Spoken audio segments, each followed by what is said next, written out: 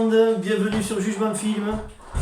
Alors aujourd'hui une petite vidéo un peu spéciale parce que c'était le mariage d'Anthony que vous connaissez, mon cousin, donc qui partage les vidéos avec moi bien entendu. Donc je me suis dit, il y a forcément des scènes de mariage importantes dans les films et il y a forcément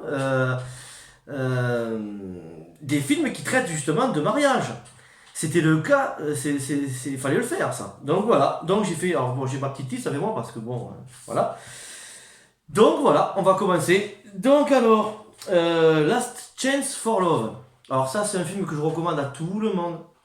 C'est avec Dustin Hoffman et Emma Thompson. C'est un film magnifique. C'est pas forcément de l'eau de rose poussif, c'est vraiment un très beau film qu'il faut voir à tout âge d'ailleurs. C'est un homme de 60 ans, Dustin Hoffman, et il est en fin de carrière de journalisme. Ça se passe très mal avec son patron. Il a déjà divorcé. Et il va au mariage, il doit aller au mariage de sa fille. Alors ça l'embête un peu de revoir son ancienne famille et tout, mais pour sa fille, voilà, il le fait.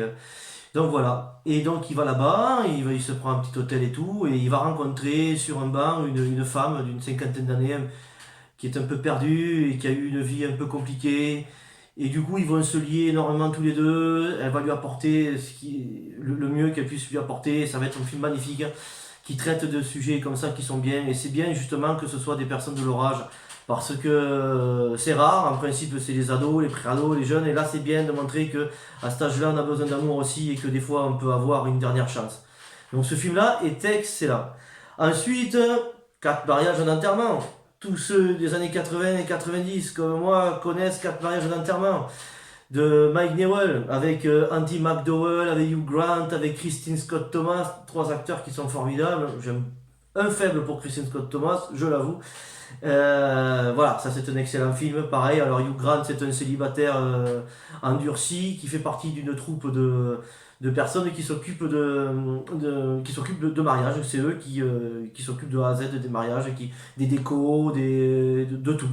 Voilà. Et il va tomber amoureux d'Andy McDowell. J'en dis pas plus pour ceux qui l'ont pas vu. Il faut aller voir, il faut voir 4 mariages d'enterrement, c'est un très beau film. Ensuite, un film qui est sorti au début des années 2000, Just Married. Couple mythique à l'écran, Richard Gere et Julia Roberts, qui avaient déjà joué ensemble dans Pretty Woman, succès que l'on sait, magnifique. Et donc là, lui, c'est un journaliste. Il est à deux doigts de se faire virer s'il n'a pas un gros scoop à donner, et du coup, il lit dans le journal qu'il y a une fille qu'on appelle la cavalière des mariages, parce qu'elle, elle se barre. Elle s'est mariée 3-4 fois. Mais à chaque fois, au moment de dire oui, elle est prise d'angoisse et de peur, elle se barre, elle dit non, elle s'en va. Donc elle a foiré tous les mariages comme ça, au point que quelqu'un en a fait un article et tout, et du coup, lui, il y va pour enquêter sur elle, au départ dans un but lucratif en fait. Et puis bien entendu, ils vont se lier, il va voir qu'il y a un mal-être et qu'il y a quelque chose de bien plus profond que ça, et du coup, il va creuser, et ils vont tomber bien entendu amoureux. Voilà, c'est un très beau film ça aussi, et en plus, des traits d'humour sympa. Ensuite, on en vient, là, tout est fait que pour déconner. C'est Jackpot. Alors là, Jackpot, c'est avec Aston Kutcher et Cameron Diaz. Cameron Diaz, avec une copine, s'en va pour se vider la tête à Las Vegas. Et pareil, de son côté, Aston Kutcher et son meilleur pote, qui est avocat. Et ça a une importance pour la suite du film.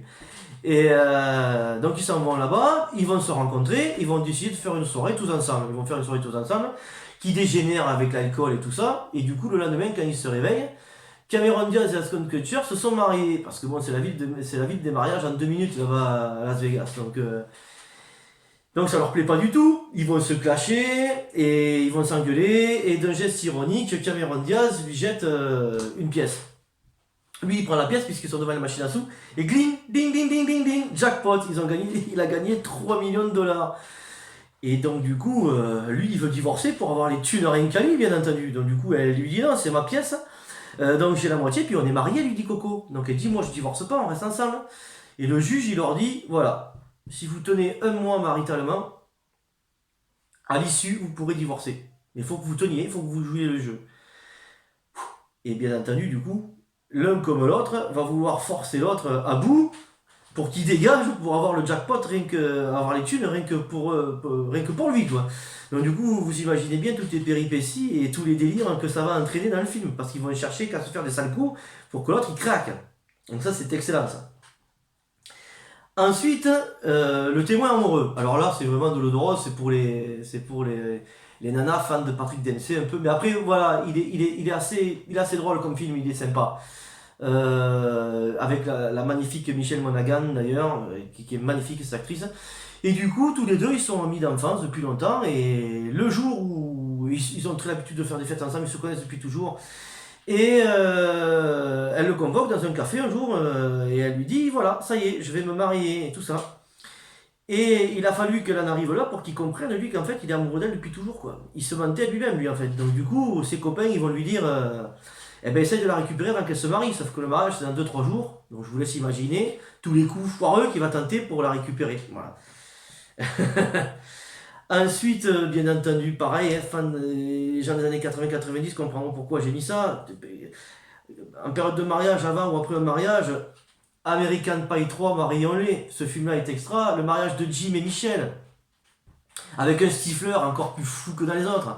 Ah ouais, ce film il est excellent. T'es en période de mariage, ce film-là, tu veux te marier, c'est le top. Voilà, donc American Pie 3. Bon, je vais pas vous raconter l'histoire d'American Pie 3, il faut aller le voir direct. Serial Nosser. Alors là, Serial Nosser, ouais. Owen Wilson et Vince Vaughn. Pareil, là, il est que question que de déconner. C'est deux potes qui sont des escrocs finis et qui, tout l'été, pendant la saison des mariages, comme ils appellent, ils s'infiltrent dans tous les mariages de friqués, de jet set, pour profiter de l'alcool, pour profiter de la bouffe, et bien entendu, des nanas. Donc là, pareil, vous êtes en période de mariage, matez-vous Serial Nosser, vous allez vous fendre la gueule avec Serial Nosser. Et bien entendu, ça va leur retomber sur la gueule, leur sale coup. Voilà, c'est génial ce film-là. Là, vous allez vous marrer. Et puis c'est du bon humour en plus. Donc bon, voilà, après j'ai pas fait que des films à l'eau de rose. On va tomber un peu maintenant. Celui-là, il est un peu plus noir comme film. Vous allez voir pourquoi j'utilise ce film, c'est pour faire le lien avec du Quentin Tarantino. Donc en 68, il est sorti, Truffaut, en France, sort La mariée était en noir. Voilà, alors ça, avec Michel Bouquet. Ce film-là est extraordinaire. Voilà. Et Jeanne Moreau, bien entendu, qui joue la mariée, était en noir. Alors, le jour de son mariage, ils sortent de l'église et son mari se fait violemment assassiner. Du coup, elle monte une liste noire avec 5 noms dessus et tout le long du film, elle va vouloir les traquer pour les tuer. Voilà, je vous en dis pas plus, pareil, parce que ça c'est excellent. Et j'en ai profité pour faire le lien, bien entendu, avec Kill Bill. Parce que Quentin Tarantino est un grand fan de vieux films, et surtout, et beaucoup de films français. Voilà, tout le monde croit que c'est que le western, mais il aime tous les vieux films, Quentin Tarantino, et il aime beaucoup le cinéma français, dont Truffaut, et à juste titre, parce que Truffaut c'est un de nos plus grands réalisateurs. Donc, eh bien, voilà, ceux qui ont vu Kill Bill comprendront pourquoi je dis ça, parce que Uma Thurman faisait partie de l'organisation Les Vipères Assassines, commandée par Bill, et vu qu'elle a voulu les quitter, elle s'est barrée, et du coup, le jour de son mariage, il se pointe avec l'équipe, et elle se fait violemment tabasser et laisser pour morte, ils pensent tous l'avoir tuée, et elle va mener sa vengeance. Voilà. Donc, bien entendu, vous comprendrez le lien qu'il y a avec La mariée était en noir. Voilà. Donc, il y a ça. Et je voulais aussi vous parler de certaines scènes qui ont été marquantes dans les films, des scènes de mariage qui ont été marquantes dans les films. Rocky Balboa et Adrienne. C'est tous les fans de la saga Rocky, c'est l'apothéose, c'est la quintessence de Rocky, cette scène-là. Tous les moments, elle qui est assez réservée, timide, lui aussi, qui est un peu gauche. La façon dont il la rencontre, la façon dont il va lui faire sa demande en mariage, et quand il la porte dans les rues de Philadelphie pour la ramener chez lui, dans son appartement pourri parce qu'ils n'ont pas un rond. C'est excellent, c'est vraiment. Tous les sentiments sont dans Rocky, c'est extraordinaire. Sylvester Stallone, il a vraiment fait passer beaucoup de messages dans ce film-là et c'est joli à voir. Voilà, ça pareil, c'est une très belle scène. Pareil, très belle scène de mariage aussi, un mariage Sioux. Dans Danse avec les loups, le mariage de Kevin Costner, Danse avec les loups, avec Dressé avec le poing, qui est génial. Scène de mariage curieuse, parce que c'est vraiment le rituel du mariage vraiment indien, et Sioux, comme ça se passait dans cette tribu-là, parce que Kevin Costner a du sang Cherokee, et il a un lien très profond avec la communauté amérindienne, et du coup il connaît très très bien toutes les coutumes, les us et coutumes. Donc c'est magnifique à voir, c'est le plus beau film, ça, des beaux messages de paix, des paysages magnifiques. Ce film est extraordinaire. J'y reviendrai quand je ferai une rétrospective sur le western. Et ce film-là est extraordinaire, il faut vraiment le voir. Et voilà, vu qu'il va y avoir James Bond qui va sortir dans pas longtemps, j'en ai profité parce que James Bond se marie dans un James Bond. Et ça, personne ne le sait jamais. Et d'ailleurs, ça me permet de vous parler de ce James Bond-là, qui est un film méconnu, qui a fait un flop total quand il est sorti, et qui par la suite, maintenant, est jugé par la critique et par les gens comme étant l'un des meilleurs James Bond de tous les temps. Et à juste titre, parce qu'il est magnifique. Donc c'est Au service secret de Sa Majesté, du réalisateur Peter Hunt, qui est un très bon réalisateur. Sean Connery venait de partir, parce qu'il voulait arrêter James Bond. Et donc on a pris George Lazenby, qui n'a joué que dans ce seul et unique James Bond. Et il se marie dans le film avec Tracy Lord, très bonne actrice aussi, qui joue la fille d'un parrain. Et ils vont se marier, elle va se faire assassiner par Ernst Stavro Blofeld, qui est un agent, enfin qui est un terroriste de l'organisation du Spectre, qui est la plus grande organisation contre qui combat James Bond, qui est joué par Telly Savalas. Et pour moi, c'est la meilleure interprétation de Blofeld, c'est par Telly Savalas. Telly Savalas, pour ceux qui ne le sauraient pas, il jouait dans la série Kojak. Voilà. Et il est excellent cet acteur, très bon réalisateur. L'acteur George Lazenby qui joue James Bond joue très bien, Tracy Lord joue très bien, Telly Savalas extra. C'est un excellent film, le scénario est génial, il y a des séquences sur la neige et des courses-poursuites qui sont super bien. Il faut le voir, il est vraiment très très bien ce film-là. Voilà. Et ça faisait l'occasion de parler d'un bouquin aussi, qui a été traité par le cinéma très souvent, Le Comte de Monte Cristo. Et oui, de Alexandre Dumas, parce que justement, c'est pendant son mariage avec Mercedes qu'il est accusé par la police à Marseille de bonapartisme et qu'on l'envoie au château d'If.